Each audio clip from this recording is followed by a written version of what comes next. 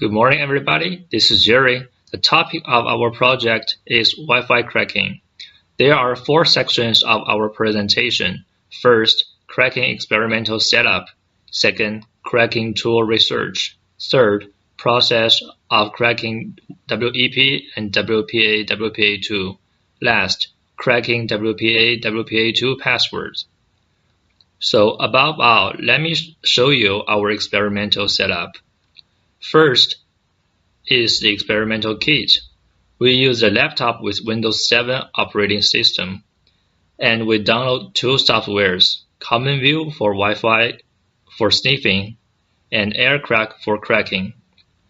Next is our router setting. As you can see, there are routers SSID, MAC address, IP address, radio band, channel number, and 2 types of securities, WEP and WPA.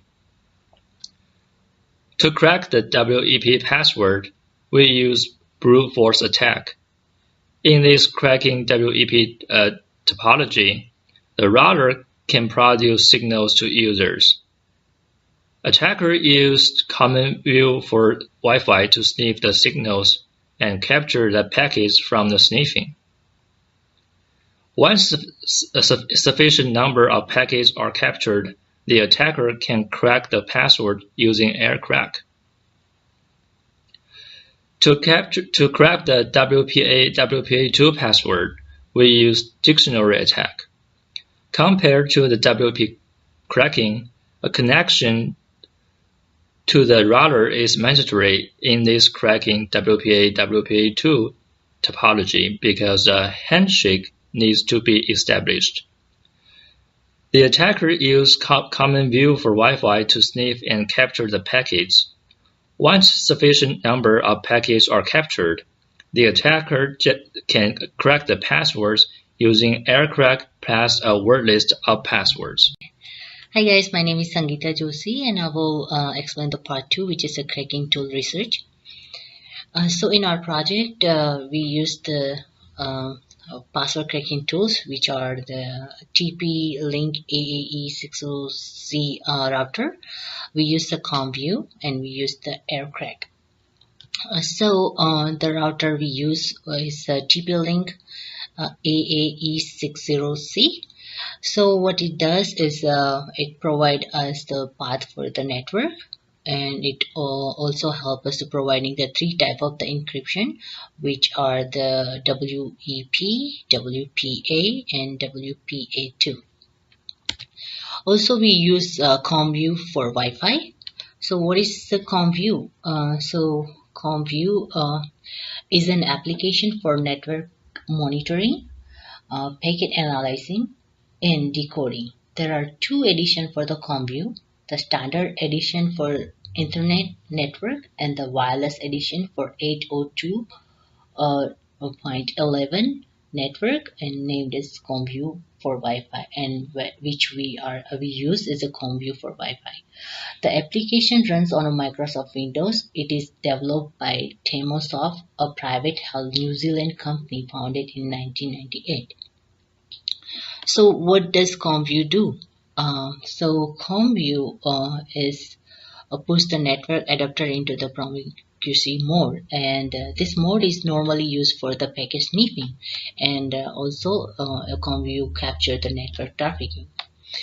Multi-channel capture using a several USB adapter, so scanner mode to capture packets on multiple channels, and single channel mode for capturing packets for desired interface channel. So another tools we use was the AirCrack NG. And so first of all, what is the AirCrack NG? AirCrack NG is a network software suite consisting of a decoder, packet sniffer, WEP and WPA, WPA2 or PSK cracker, and analysis tool for 802.11 wireless LANs. It works with any wireless network interface controller whose driver supports roam monitoring mode and can sniff 802.11a, 802.11b, and 802.11g traffic.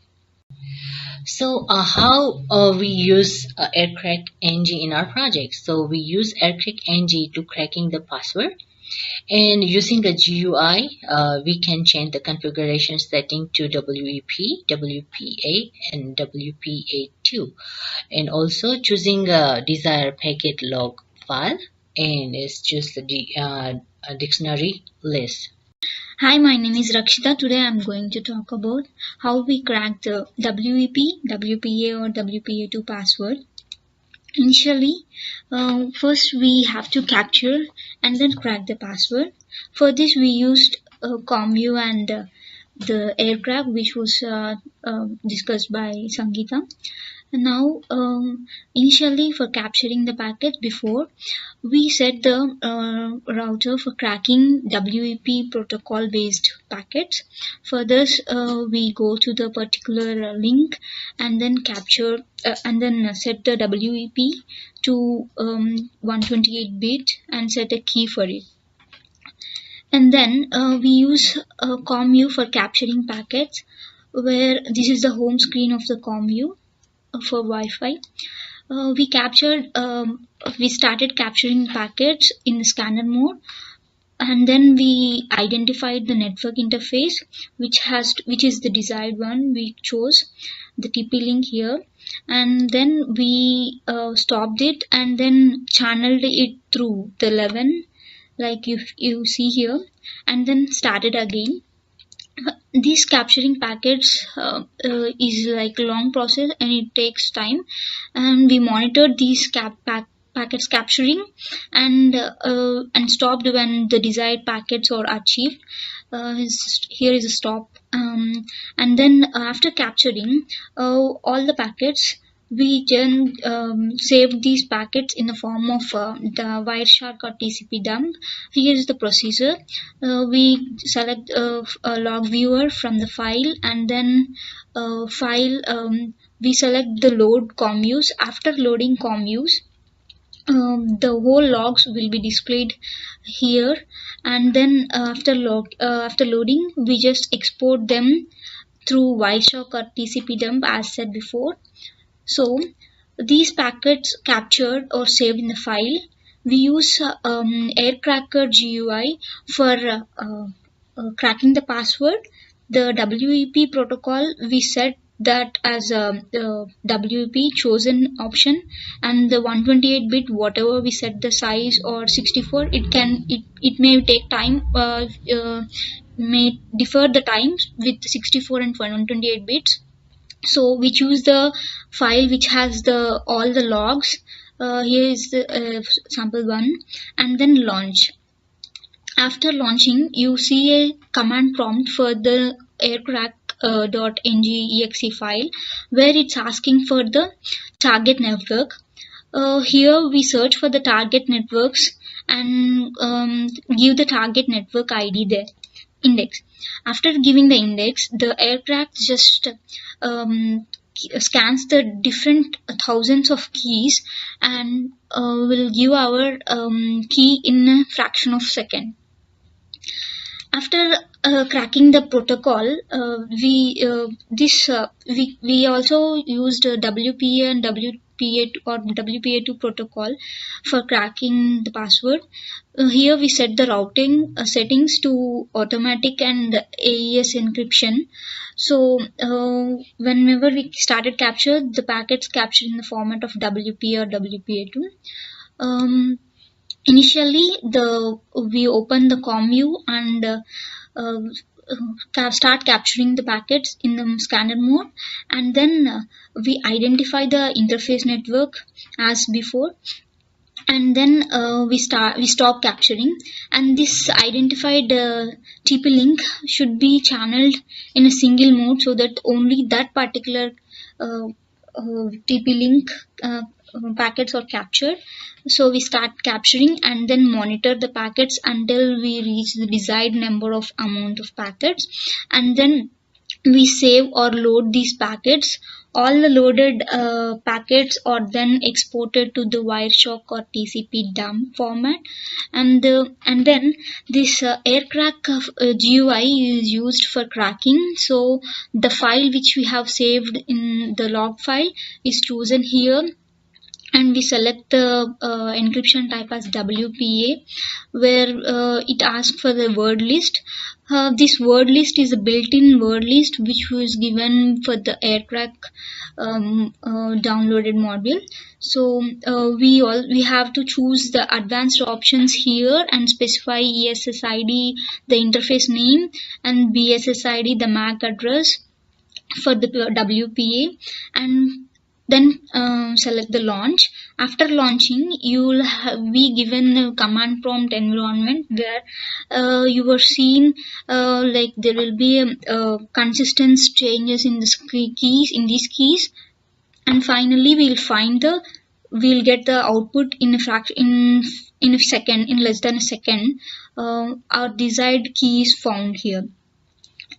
We also did for this is a simple password we chose, and we also we also tried to crack using strong password for WPA, which is for this we have set the Wi-Fi settings to like the same as one before, but here the password, if you see, it's way different and is typical to memorize or understand, which says it's a strong password.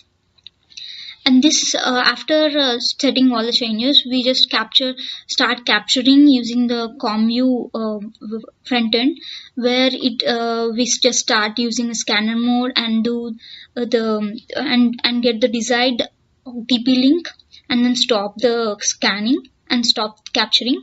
After stopping it, we channelize it to the single mode channel, where it has to be set to capture only few particular channel 11 packets. So after we capture packets, we stop it when we monitor these packets, and when we stop it only when the desired packets are arrived. After arriving, we load these logs to the log files, where we save these to the Wireshark TCP dump format, and save to a particular desired location wherever you want. And then we use the aircraft GUI for cracking the password.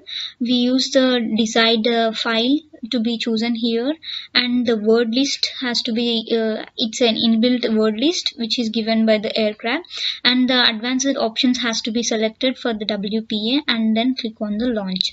When you click on the launch, you see multiple things going on around, and it finally gives the result where you don't find your the password. Also, and searching all the keys tested, it says that it is 100% tested and couldn't find the key, and it's quitting of the aircrack ng. So for the strong passwords cannot be cracked using the aircrack ng. Hello, my name is Jessica, and I'm going to talk about how WPA and WPA2 encryptions could be cracked. And after that, let's look into how weak passwords and strong passwords can be created. So the common ways to crack WPA, WPA2 passwords are brute force attack and dictionary attack. Our group uses mainly dictionary attack on the WPA encryption and brute force attack on the WEP. In general, brute force attack means trying all possible combinations of passwords to crack whatever we are trying to crack for, and it may take a very long time depending on how powerful and how many processors are used. However, dictionary attack means that the password cracker will try to match the password with a list of common words and words available in the dictionary. Nevertheless, no matter how secure WPA or WPA2 could be, people could still try to break them. Therefore, it is always advised to never use weak passwords to avoid breach on our network. So, what is weak password? By definition, A weak password is a password that is easy to crack.